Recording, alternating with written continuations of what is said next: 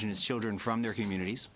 And in Manitoba, 88.3% of all children who are taken into the care of the state in the province of Manitoba are taken because of negligence, the inability of parents to provide good housing and food for their children.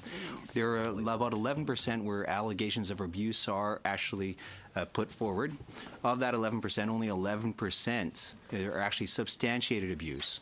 And those are telling statistics because there's 11,000 kids in care in Manitoba, which would work out to around 140,000 in the province of Ontario, 90,000 in the province of Quebec, 350, 60,000 across this country. People would be up in arms in revolution over this if it was their kids.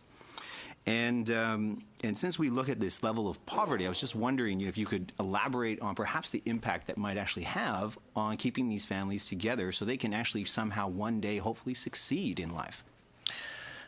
Thank you very much for that poignant question. And as being a past child protection worker and bringing children into care, many of the instances being simply because of neglect, and now that neglect being basis of poverty, not the basis of a family not wanting to provide for their children, the inability to provide for their children. A basic income coupled with the ability for people to meet their basic needs with housing would add take a tremendous burden off of families themselves to be able to maintain and reduce the harm to keep their children with them, with their families. It would benefit greatly for extended families that are often exasperated by trying to keep kids out of care and bringing those children back into extended families and breaking those families financially as well, and compounding the issues for children and intergenerational from year to year. So I think addressing the fundamentals, addressing the housing, basic income, allows families to be able to maintain children in the home more so than any policy that we have right now. Thank you very much. Now, for Mr. Daniel Kelly, it's interesting you talk about how the people feel in your organization. But, I'm going to use an example, Singapore, concerning pension plans. In 1955, introduction of Central Provident Compulsory Savings Scheme expanded in 1968. 1984 expanded again. 1987, Minimum Retirement Sum Scheme, again conceived as a 50-50 split between the employer and the employee. And people didn't want it.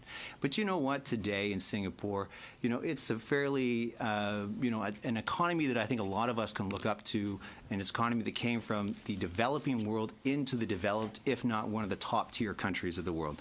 And I just think sometimes, it's great that we feel things, but sometimes we have to look to concrete examples based on data. But, my real question, though, is looking at the professionals, and I just kind of fail to understand how it perhaps works. I've never seen a homeless practicing doctor.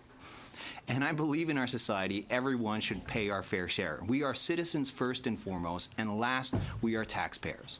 But that means as taxpayers, we are citizens. So I just fail to understand. So that means a doctor has his small business. He pays 9% or 10% or 11% or whatever the rate might be. And then on his income that he earns as a doctor, he will also then pay income tax as well on top of that? Yes. Okay. So that's what I just wanted to ensure, because it sounded like the people are trying to hide money from the state, and I believe that shouldn't be the case.